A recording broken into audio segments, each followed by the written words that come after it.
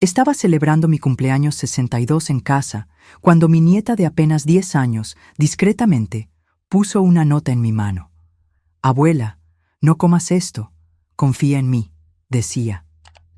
Me quedé helada. Decidí cambiar mi cupcake por el de mi nuera, y lo que pasó 5 minutos después me dejó en shock. Pero antes de continuar, asegúrate de estar suscrito al canal y escribe en los comentarios: ¿desde dónde estás viendo este video? Nos encanta saber hasta dónde están llegando nuestras historias. Mi nombre es Guadalupe, y nunca imaginé que mi cumpleaños sería el día en que mi vida sería salvada, pero también el día en que descubriría hasta dónde puede llegar la traición familiar. Javier, mi hijo, había planeado una pequeña fiesta en su casa. Era una celebración íntima, solo nosotros 4, yo, él y Alondra, mi nuera, además de Sofía, mi nieta de 10 años. Su casa era acogedora, decorada con buen gusto en tonos beige y azul, colores que Alondra siempre decía que combinaban con la energía de la familia. Las paredes estaban decoradas con fotografías de nuestra familia, aunque noté que las imágenes donde yo aparecía sola con Javier habían disminuido gradualmente en los últimos meses. Pequeños detalles que, mirando hacia atrás, debieron haberme alertado. El ambiente era agradable esa tarde de primavera. La mesa del comedor había sido arreglada con esmero, con un mantel de encaje que yo misma les había regalado la Navidad pasada. En el centro, un pequeño arreglo de margaritas, mis flores favoritas, y 4 lugares impecablemente puestos. La luz del sol entraba por las amplias ventanas, creando un ambiente dorado y acogedor que contrastaba con lo que estaba a punto de suceder. Alondra había preparado mis platos favoritos: pollo asado con hierbas, papas gratinadas y una ensalada de hojas frescas. Para el postre, había hecho cupcakes de chocolate con cobertura de queso crema, una receta que yo le había enseñado en los primeros años de su matrimonio con Javier.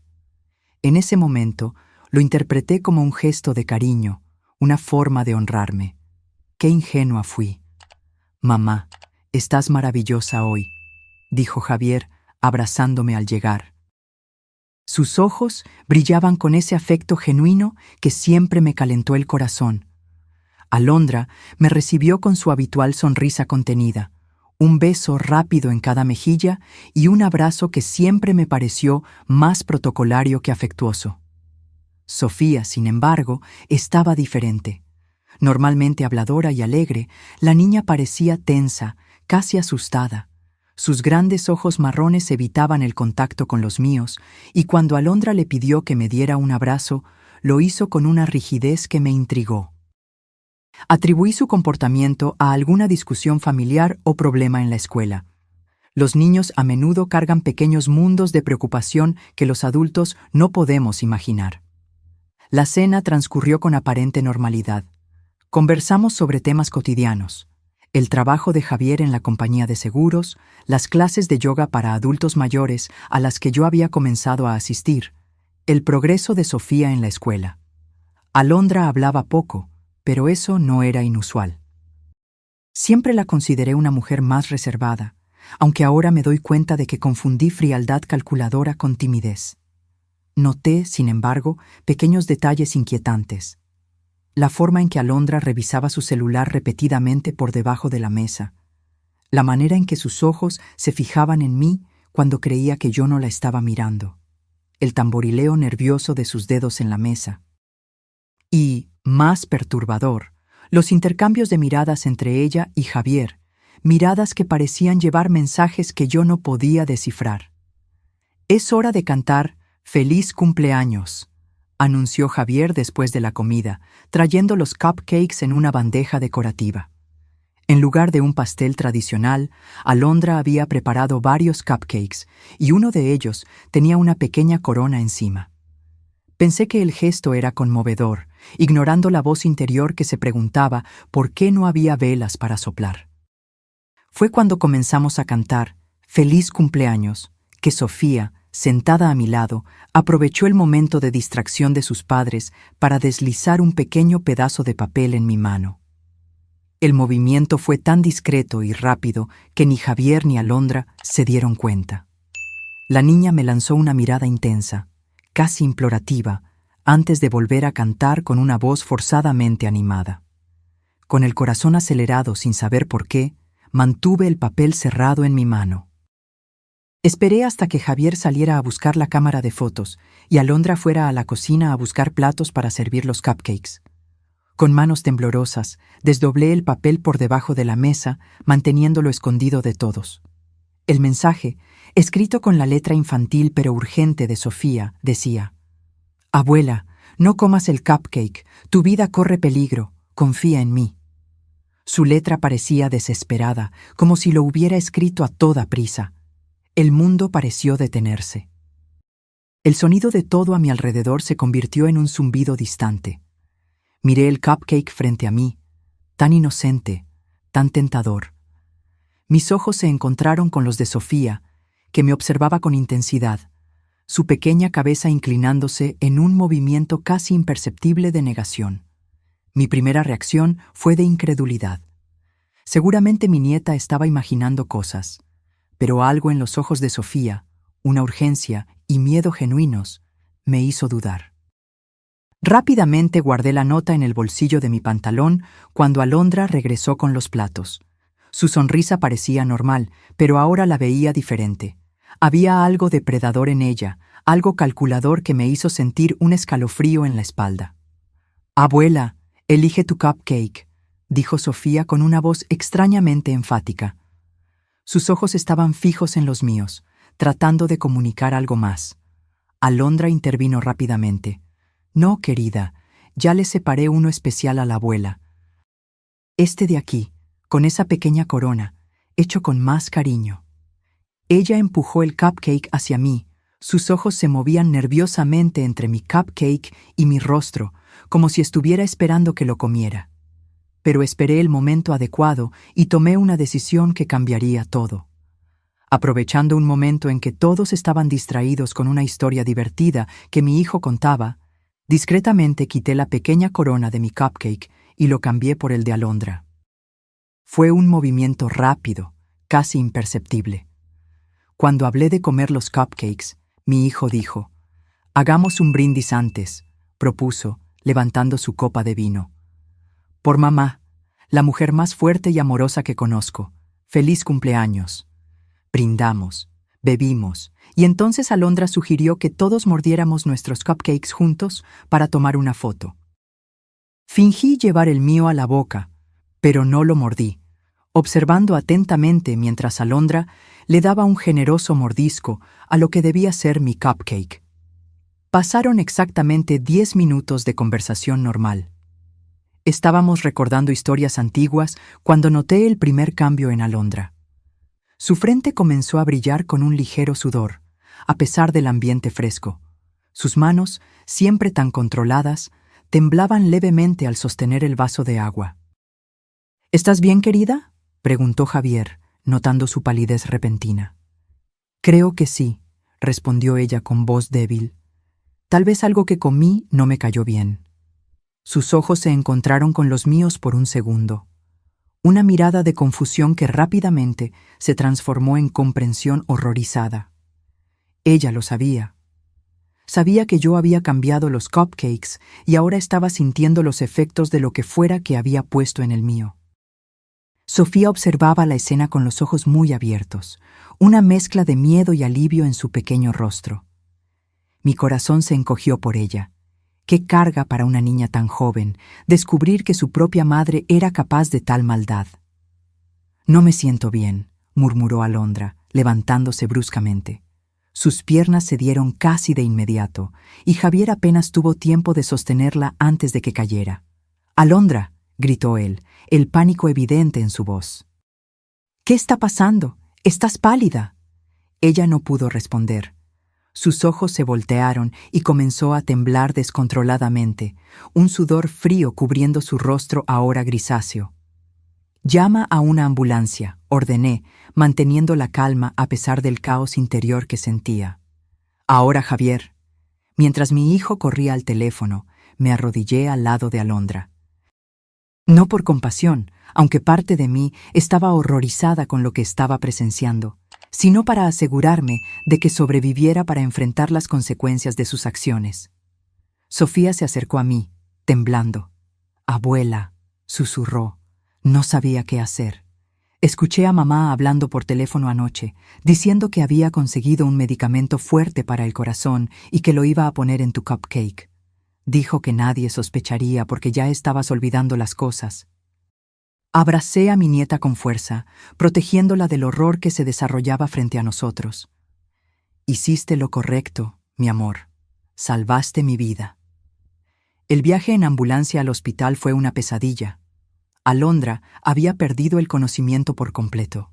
Los paramédicos trabajaban frenéticamente, hablando de digoxina y posible envenenamiento. Javier estaba en shock, dividido entre el miedo por su esposa y la confusión sobre lo que realmente había sucedido. «Mamá, ¿qué está pasando?», me preguntó en el asiento trasero de la ambulancia, su voz quebrada. «¿Cómo sucedió esto?». Sostuve la nota de Sofía en mi bolsillo, sabiendo que el momento de la verdad había llegado. Pero antes de que pudiera responder, llegamos al hospital, y la urgencia de salvar a Alondra pospuso la conversación que cambiaría a nuestra familia para siempre. Mientras los médicos luchaban por estabilizarla, me senté en la sala de espera fría e impersonal, con Sofía dormida en mi regazo y el peso de la verdad presionando mi corazón. ¿Qué le diría a Javier? ¿Cómo le explicaría que su esposa, la mujer que amaba, había intentado matarme? Y, lo más importante, ¿cómo protegería a mi nieta de las consecuencias de haber expuesto a su propia madre? Las luces fluorescentes del hospital parecían intensificar la irrealidad de la situación. Hace unas horas estábamos celebrando mi cumpleaños. Ahora estaba a punto de desentrañar una trama de traición familiar que ninguno de nosotros jamás podría haber imaginado. El médico que nos atendió parecía demasiado joven para cargar con el peso de las noticias que traía.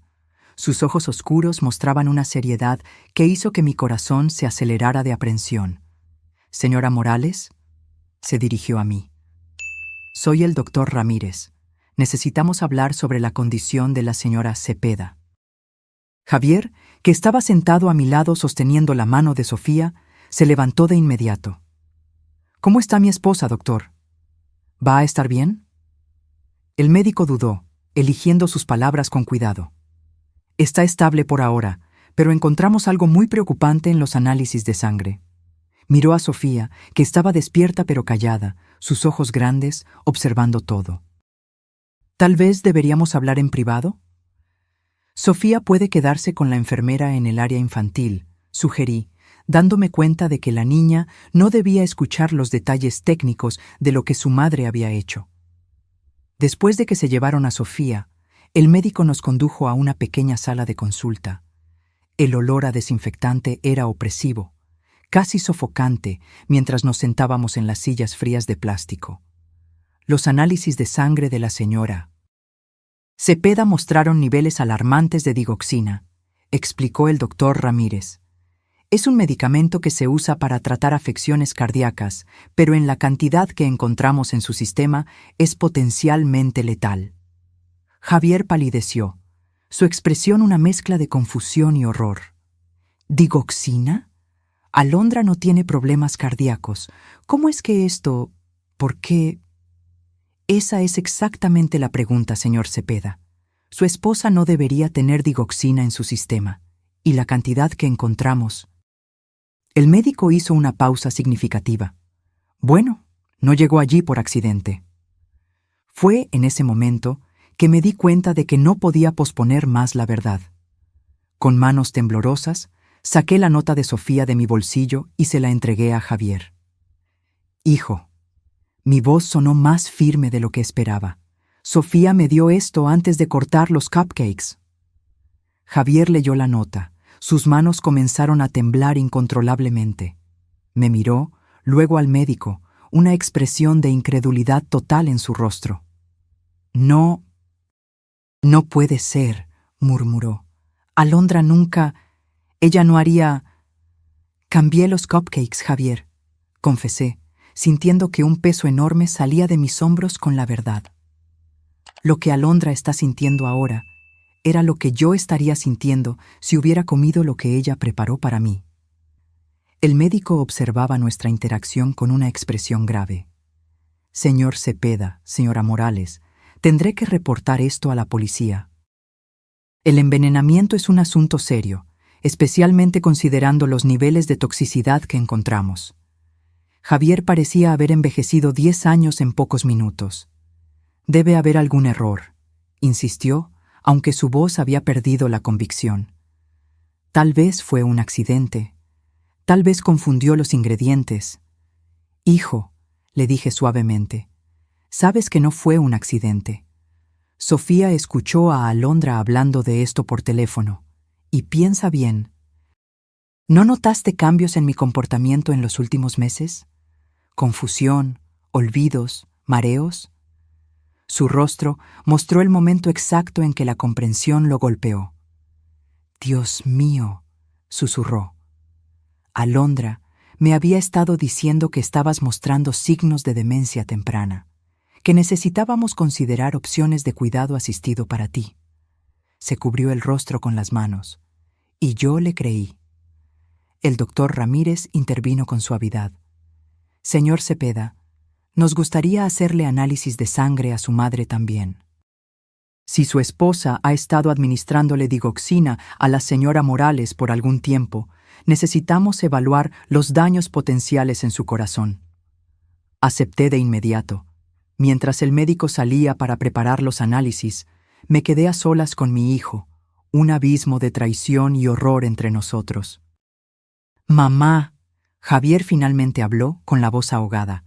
¿Cómo pudo pasar esto? ¿Por qué? ¿Por qué Alondra le haría algo así a ti? Dinero, probablemente, respondí, sintiendo una extraña calma ahora que la verdad estaba saliendo a la luz. ¿Recuerdas la herencia que recibí de la tía Gabriela hace 6 meses? Fue cuando los olvidos comenzaron, cuando Alondra comenzó a visitarme más, siempre trayendo té o comida preparada especialmente para mí. Javier pareció físicamente golpeado por mis palabras. Ella estaba planeando matarte y usar mi nombre, nuestra relación, para conseguir tu dinero. Y Sofía lo descubrió, agregué. Imagina el peso que esa niña ha cargado, descubriendo lo que su propia madre estaba haciendo. En ese momento, la puerta se abrió y una mujer de mediana edad entró, seguida por un oficial uniformado. Señora Morales, señor Cepeda, soy la detective Méndez. Necesitamos hablar sobre lo que sucedió hoy. Las horas siguientes fueron un borrón de declaraciones, análisis de sangre e interrogatorios. La detective Méndez era meticulosa y compasiva, especialmente al hablar con Sofía.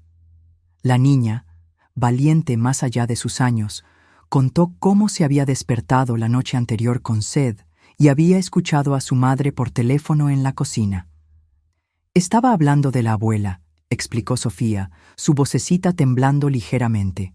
Dijo que había conseguido un medicamento fuerte que haría que pareciera natural. Que la abuela ya estaba mostrando signos de confusión y nadie sospecharía. Sus ojos se llenaron de lágrimas. Sabía que estaba mal. Mamá siempre me enseñó que envenenar está mal. En las historias, solo los villanos envenenan a las personas. La simplicidad moral de una niña de 10 años contrastaba dolorosamente con la complejidad de la traición adulta. Mientras Sofía hablaba, sostuve su mano, maravillada con su valentía y claridad de pensamiento. Los resultados de mis análisis de sangre confirmaron nuestras sospechas. Había rastros de digoxina en mi sistema, no lo suficiente para ser fatal, pero indicando claramente que había estado siendo envenenada gradualmente durante semanas, tal vez meses. El envenenamiento crónico con digoxina puede causar confusión, problemas de memoria, fatiga, explicó el doctor Ramírez. Síntomas fácilmente atribuibles a la edad o demencia temprana, especialmente por familiares sin entrenamiento médico. La detective Méndez tomó notas detalladas. Señor Cepeda, ¿su esposa alguna vez sugirió cambios en el testamento o en las finanzas de su madre? Javier parecía destrozado al responder. Sí. Hace 2 semanas logró que mi madre firmara un poder que me daba control sobre sus finanzas en caso de que su condición empeorara. Yo pensé que estábamos ayudando. ¿Y dónde están esos documentos ahora?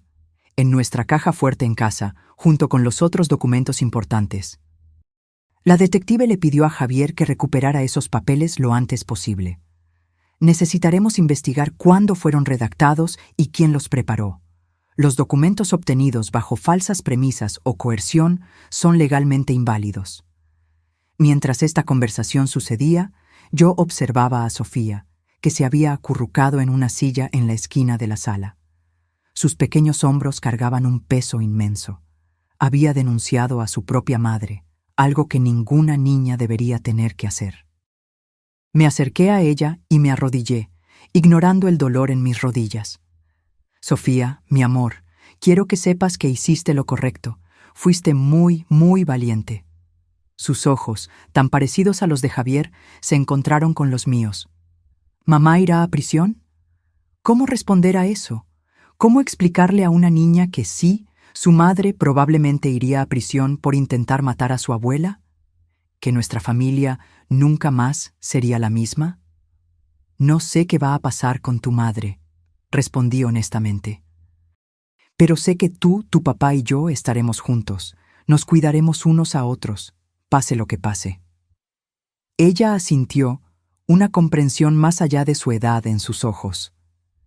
Mamá hizo algo muy malo, ¿verdad?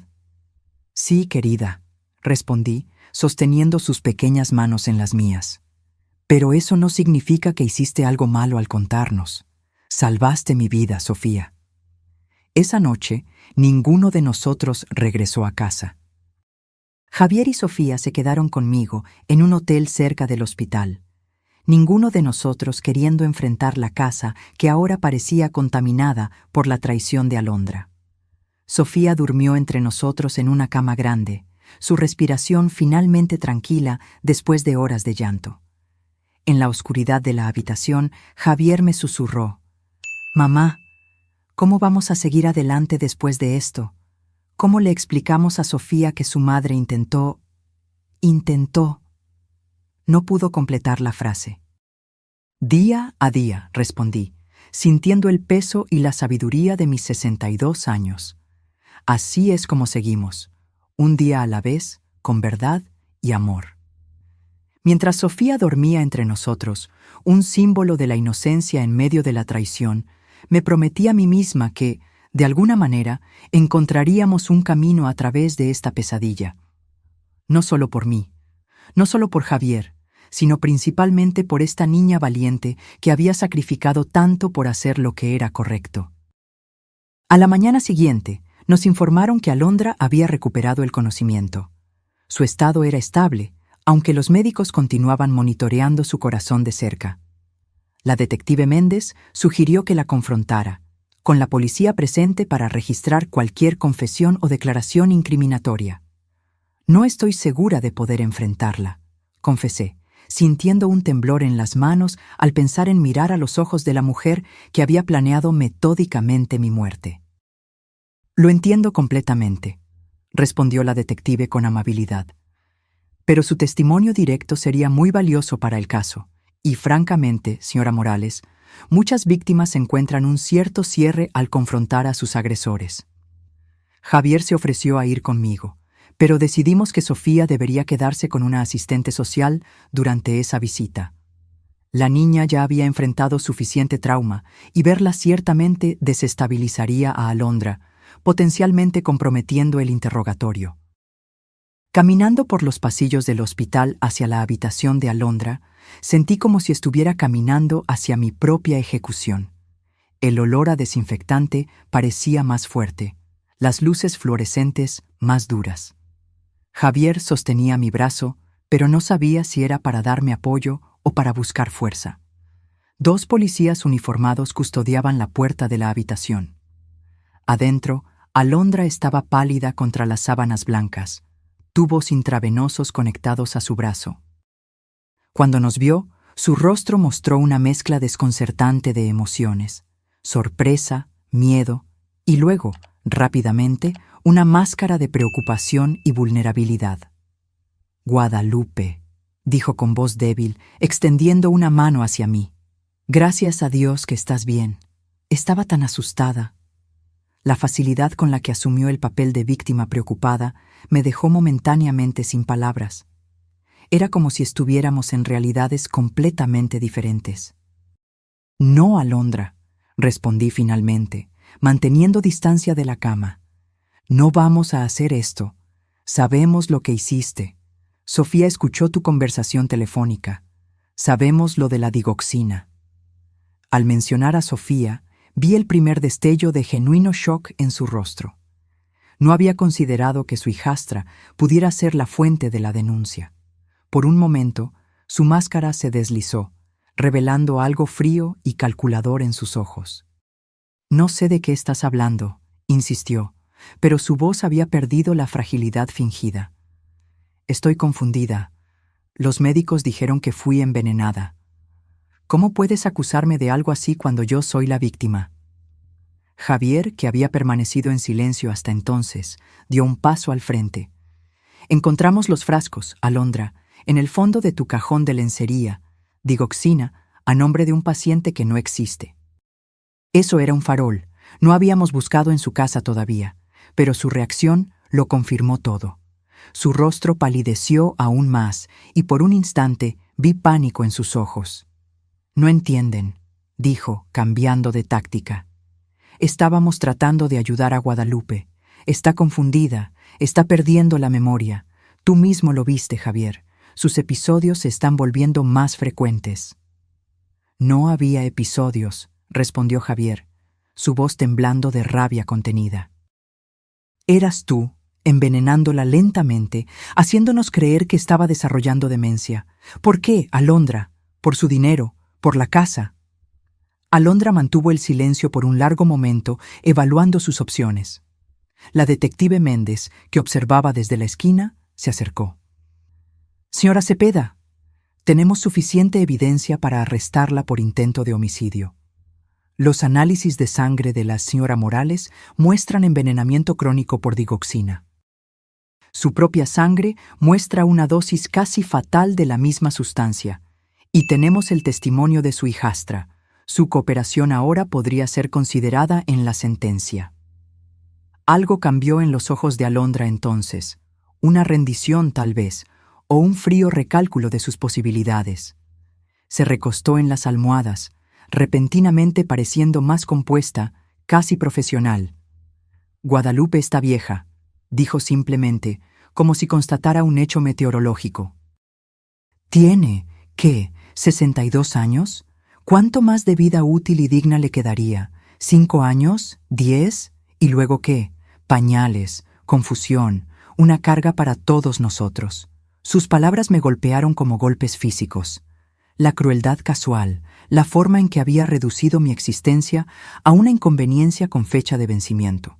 Le estaba ofreciendo una salida misericordiosa, continuó Alondra. Una muerte tranquila, sin dolor, sin la indignidad del deterioro. Y sí, luego Javier tendría la herencia, que es su derecho como hijo único. Él podría finalmente dejar ese trabajo mediocre. Podríamos darle a Sofía la educación que se merece. Intentaste matarme, dije, encontrando mi voz finalmente. Te acercaste a mí, fingiste que te importaba, mientras me envenenabas poco a poco. ¿Cómo pudiste, Alondra? Confié en ti. Por primera vez, algo parecido a emoción genuina cruzó su rostro. No remordimiento, sino una especie de irritación impaciente.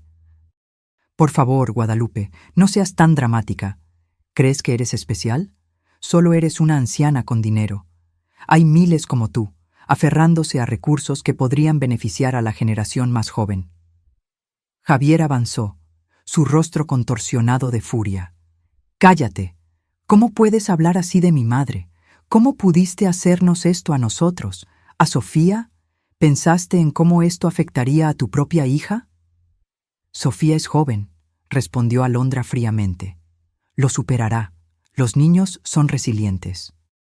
La detective Méndez le hizo un gesto al oficial que estaba grabando la conversación. Creo que tenemos suficiente. Señora Cepeda está formalmente arrestada por el intento de homicidio de Guadalupe Morales.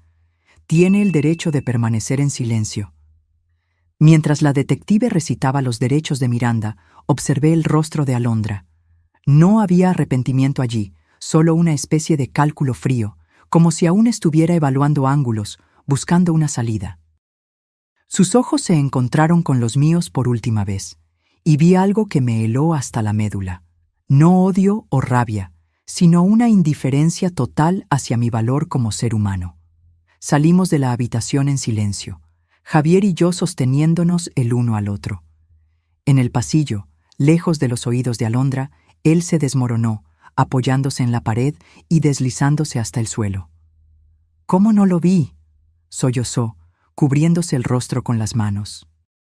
«¿Cómo pude ser tan ciego? Ella estaba envenenando a mi madre justo debajo de mi nariz, y yo no solo no me di cuenta, sino que la ayudé, creyendo las mentiras sobre la demencia. Me arrodillé a su lado, ignorando el dolor en mis viejas rodillas, y sostuve su rostro entre mis manos.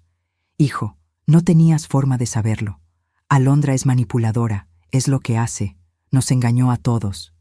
Pero soy tu hijo, insistió, con la voz ahogada. Debería protegerte.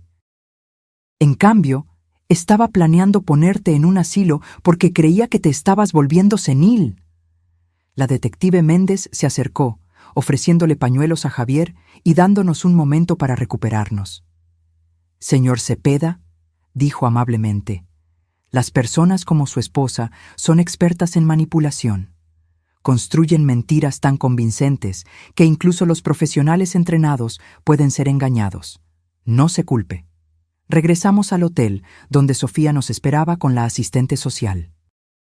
La niña corrió a los brazos de su padre tan pronto como nos vio, y mi corazón se encogió al ver el vínculo entre ellos, algo genuino y puro en medio de tanta falsedad. Los días siguientes fueron un borrón de declaraciones policiales, consultas con abogados y largas conversaciones con psicólogos, especialmente para Sofía. Alondra fue transferida del hospital a la prisión tan pronto como su estado de salud lo permitió, acusada formalmente de intento de homicidio premeditado. La investigación reveló horrores que ni imaginábamos. En su computadora, la policía encontró extensas búsquedas sobre envenenamiento por digoxina, síntomas de demencia y cómo falsificar documentos legales. También había correos electrónicos intercambiados con una inmobiliaria sobre la venta de mi casa, algo que sería posible tan pronto como el poder que me había hecho firmar entrara en vigor. Más perturbadoras aún fueron las conversaciones con un hombre llamado Rafael, aparentemente un exnovio con quien había mantenido contacto. En los mensajes, ella discutía abiertamente sus planes. «La vieja no durará más de 2 meses. Ya conseguí el poder. Cuando la internen por demencia, venderemos la casa y seremos libres». En otros mensajes, detallaba cómo estaba aumentando gradualmente las dosis de digoxina, quejándose de que yo era más resistente de lo que esperaba. Cuando la detective me mostró estas evidencias, sentí una náusea profunda, no solo por el horror de lo que se había planeado, sino por la frialdad calculadora con la que Alondra había orquestado todo. ¿Cómo podía alguien reducir a otro ser humano, alguien con quien compartió comidas, celebró cumpleaños, construyó recuerdos, a nada más que un obstáculo a ser eliminado? «Es más común de lo que imagina», dijo la detective cuando expresé mi conmoción. «Tenemos casos de envenenamiento por familiares casi todos los meses. Generalmente es por dinero, a veces por venganza. Lo que hace que el caso de Alondra sea inusual es el nivel de planificación y su paciencia. Una noche, aproximadamente una semana después del incidente, Sofía vino a mi habitación en el apartamento temporal que habíamos alquilado. Javier finalmente se había quedado dormido después de días de insomnio, y la niña debería estar durmiendo también. «Abuela», susurró, sus ojos grandes en la penumbra, «¿puedo contarte algo?». Hice espacio para ella en la cama y se acurrucó contra mí como lo hacía cuando era más pequeña. «Claro, mi amor, puedes contarme cualquier cosa». Creo que sabía que mamá estaba haciendo algo malo desde hace más tiempo, confesó, su voz casi inaudible. Ella cambió después de que usted recibió ese dinero de la tía abuela. Comenzó a hablar de cómo usted se estaba poniendo vieja, cómo necesitábamos prepararnos para cuando usted ya no pudiera cuidarse sola. Mi corazón se encogió al pensar en la carga que esta niña había llevado. ¿Por qué no dijiste nada antes, querida? Sofía se quedó en silencio por un momento. Porque era mi mamá, respondió finalmente. Siempre debes confiar en tu mamá, ¿verdad? Pero luego... Su voz se quebró. Luego la escuchaste en el teléfono, completé suavemente. Ella asintió contra mi hombro. Se estaba riendo, abuela, riendo mientras hablaba de cómo iba a poner el medicamento en su cupcake especial, diciendo que sería poético que usted muriera en su propio cumpleaños. Un pequeño sollozo se escapó. ¿Cómo puede una mamá hacer algo así? No había una respuesta adecuada para esa pregunta. ¿Cómo explicarle a una niña de 10 años que algunas personas nacen sin la capacidad de sentir empatía, sin esa conexión fundamental que nos hace humanos? ¿Cómo darle sentido a lo que ni yo misma podía comprender? Algunas personas están enfermas por dentro, Sofía, dije finalmente. No de una manera que podamos ver, como cuando tienes fiebre o dolor de garganta. Es una enfermedad en el alma que hace que no puedan amar o preocuparse por los demás de la manera que deberían. ¿Mamá tampoco me amaba a mí? La vulnerabilidad en esa pregunta rompió mi corazón. Amor, no sé si Alondra es capaz de amar a alguien de la manera en que tú y yo entendemos el amor. Pero sé que tu padre te ama más que a nada en el mundo, y yo también te amo, mi valiente niña. Ella se quedó en silencio por un largo momento, procesando esto con la sabiduría más allá de sus años, que los niños que enfrentan traumas a menudo desarrollan. ¿Puedo dormir aquí con usted hoy, abuela? Claro que puedes, mi amor. Mientras Sofía se dormía en mis brazos, contemplé el futuro incierto que teníamos por delante. El juicio de Alondra, el divorcio inevitable, las cicatrices emocionales que todos llevaríamos, especialmente esta pequeña guerrera que se había visto obligada a elegir entre la lealtad a su madre y hacer lo que era correcto. Pero debajo del dolor y la traición había un hilo de esperanza. Nosotros tres, Javier, Sofía y yo, habíamos sido unidos por esta terrible experiencia de una manera que tal vez no hubiera sido posible de otra forma. Las mentiras habían sido expuestas, la manipulación eliminada.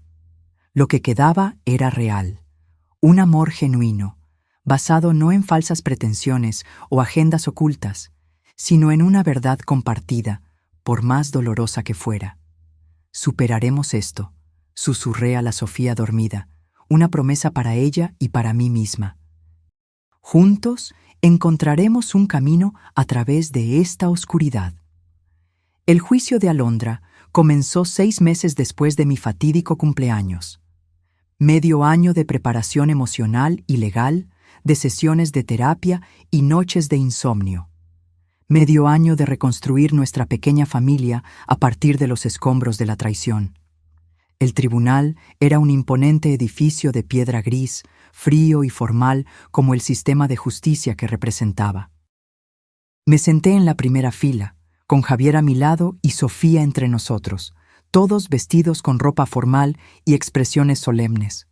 La fiscal, una mujer de mediana edad llamada Carmen Vázquez, nos había preparado meticulosamente para este momento, pero nada podía realmente prepararnos para ver a Alondra entrar escoltada, vestida con un simple traje gris, el cabello recogido en un moño estricto.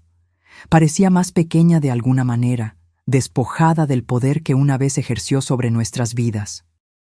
Sus ojos recorrieron el tribunal, deteniéndose brevemente en nosotros. Cuando su mirada se encontró con la de Sofía, vi algo que nunca antes había notado. Una chispa de algo casi humano, rápidamente suprimida. La jueza, la honorable María Elena Gutiérrez, era una mujer de presencia imponente y mirada penetrante. «Estamos aquí para el caso del Estado contra Alondra Cepeda», acusada de intento de homicidio premeditado, abuso de ancianos, envenenamiento, falsificación de documentos y fraude. Su voz resonó en la sala silenciosa. Mi testimonio fue el primero. Caminé hasta el estrado de testigos con pasos que esperaba que parecieran más firmes de lo que me sentía. Mientras juraba decir la verdad, noté cómo mis manos estaban arrugadas bajo las luces brillantes del tribunal, manos que habían cocinado para Alondra, que habían sostenido a la recién nacida Sofía, que ahora temblaban ligeramente al ser levantadas para el juramento. La fiscal me guió a través de la narrativa de los eventos con una delicadeza profesional. Conté sobre los olvidos que comenzaron después de recibir la herencia de la tía Gabriela. Sobre cómo Alondra comenzó a visitarme con más frecuencia, siempre trayendo comida o té. Sobre cómo gradualmente comencé a sentirme confundida, a dudar de mi propia mente. Señora Morales, preguntó la fiscal, ¿cuáles eran sus síntomas durante ese periodo?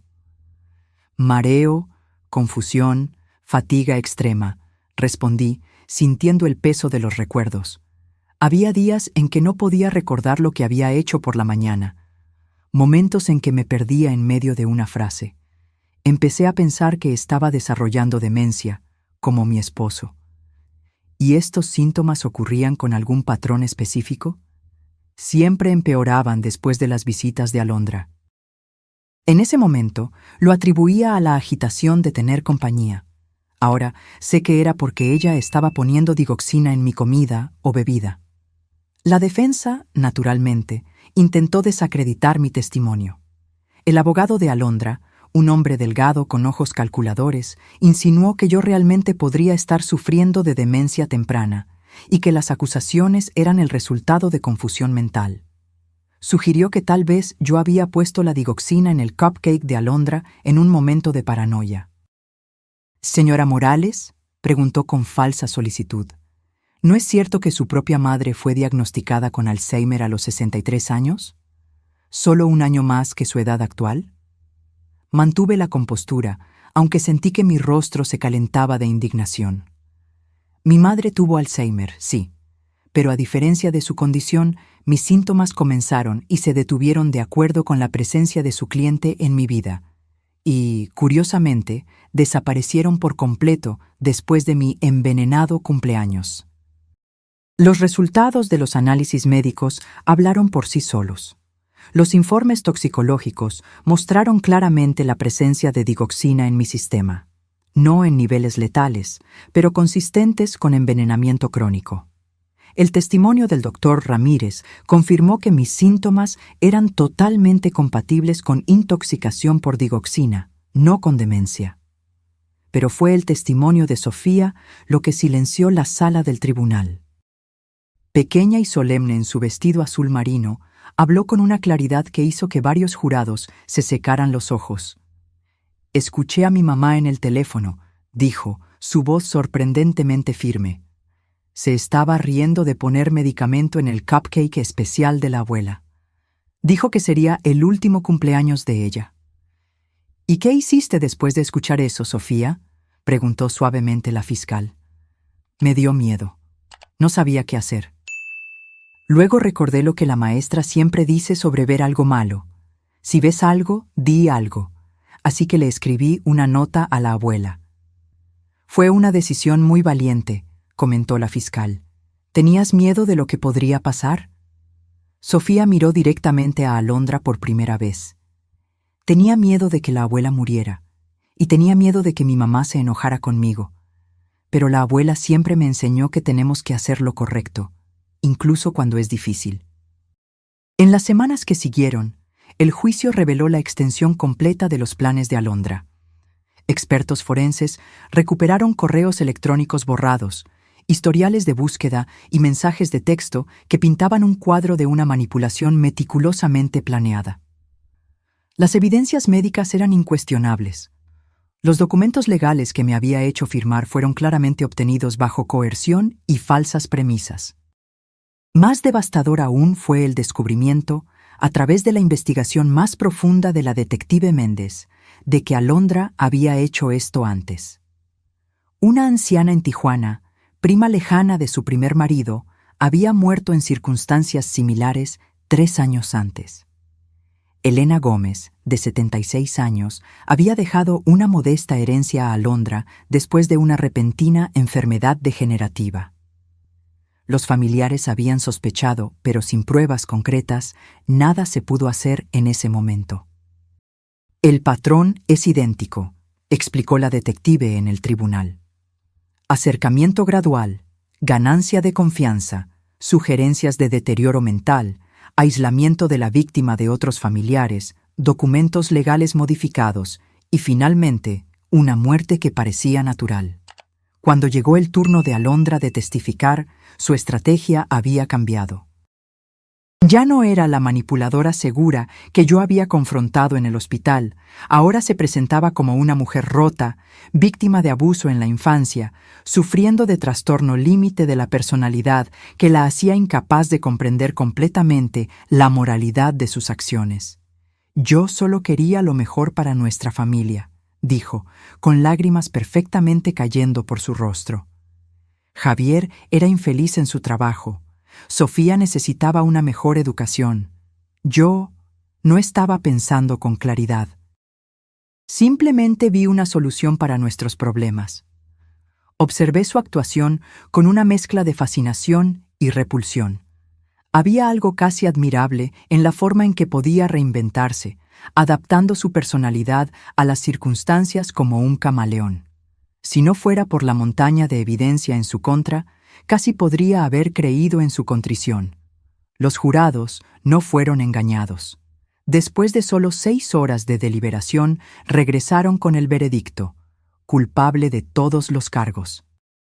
La sentencia: 25 años de prisión sin posibilidad de libertad condicional, considerando la premeditación y el historial de comportamiento similar. Cuando la jueza anunció la sentencia, sentí una extraña ausencia de triunfo.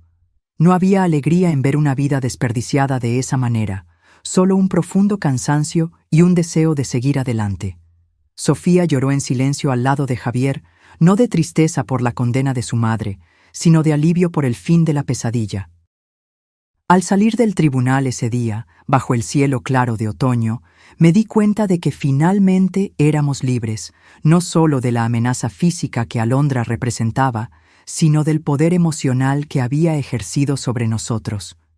¿Qué hacemos ahora?, preguntó Javier mientras caminábamos hacia el auto, Sofía sosteniendo nuestras manos entre nosotros, formando una pequeña cadena humana de sobrevivientes. Vivimos, respondí simplemente. Curamos, reconstruimos.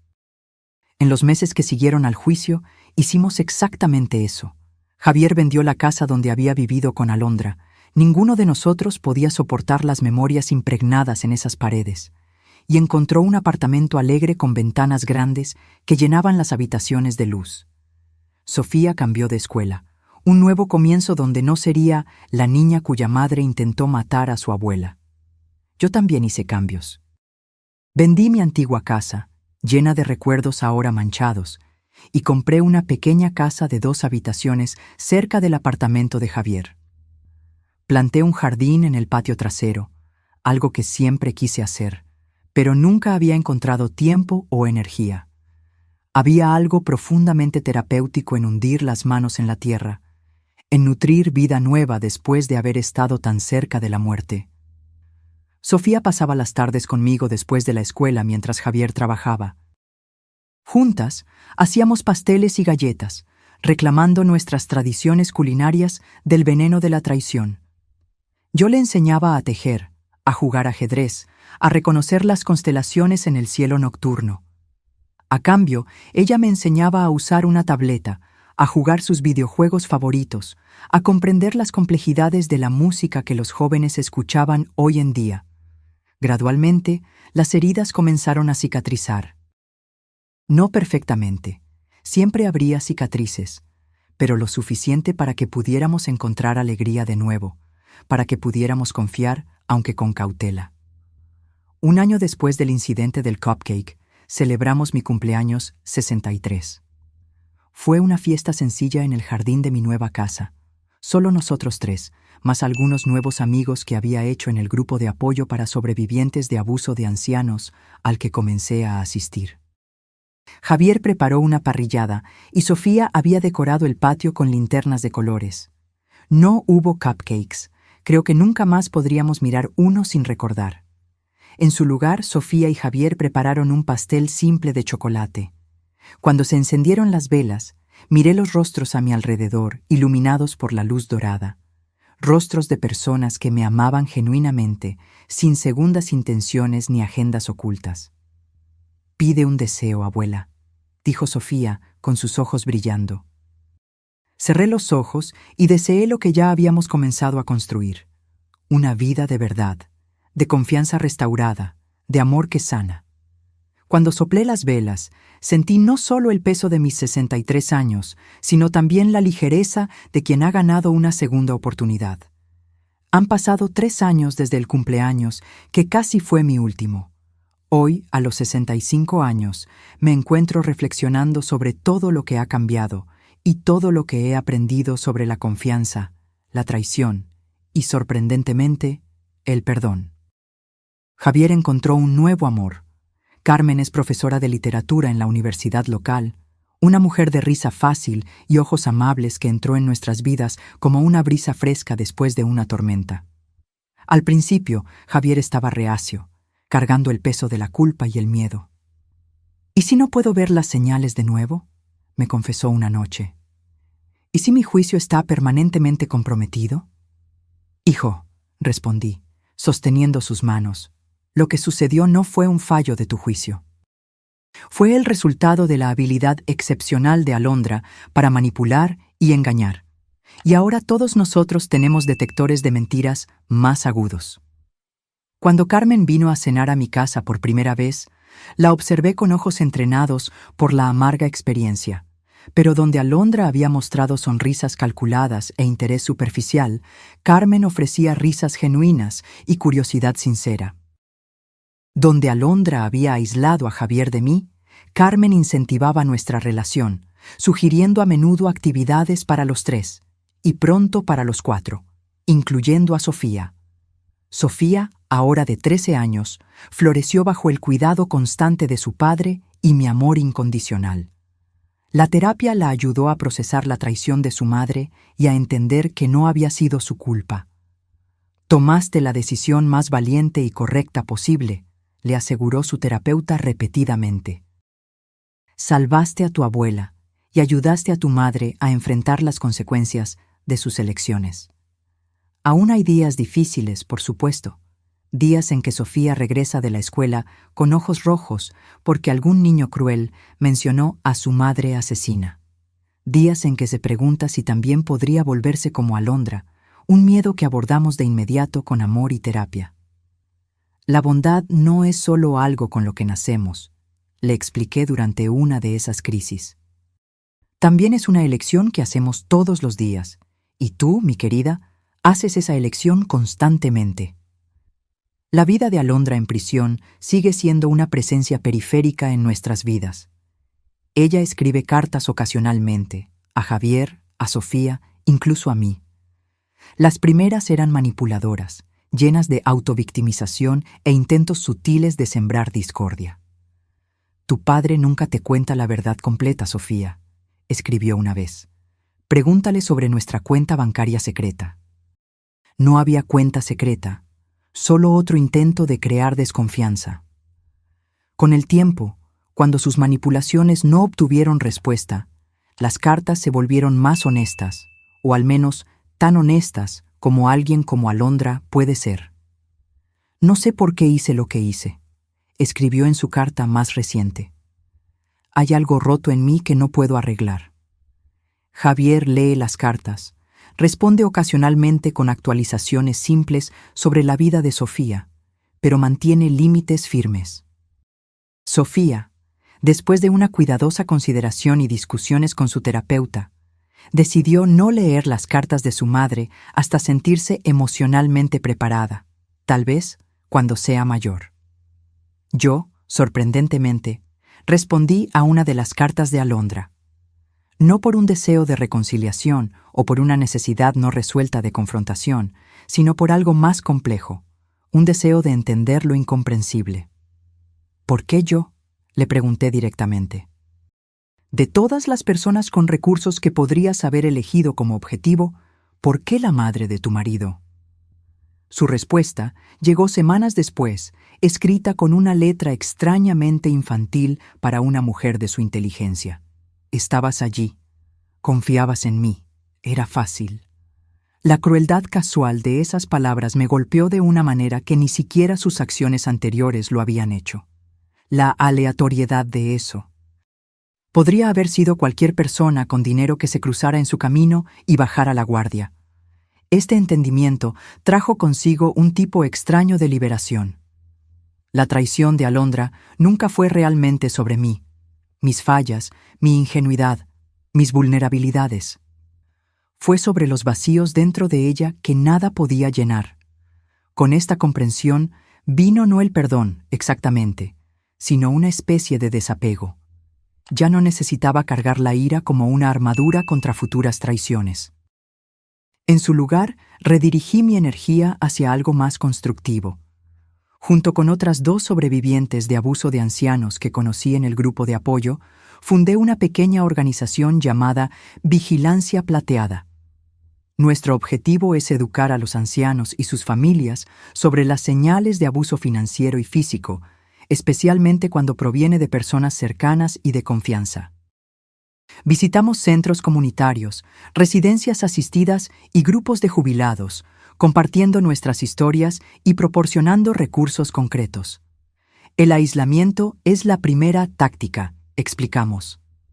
Si alguien está tratando de limitar su acceso a otros seres queridos o amigos, eso es una señal de alerta.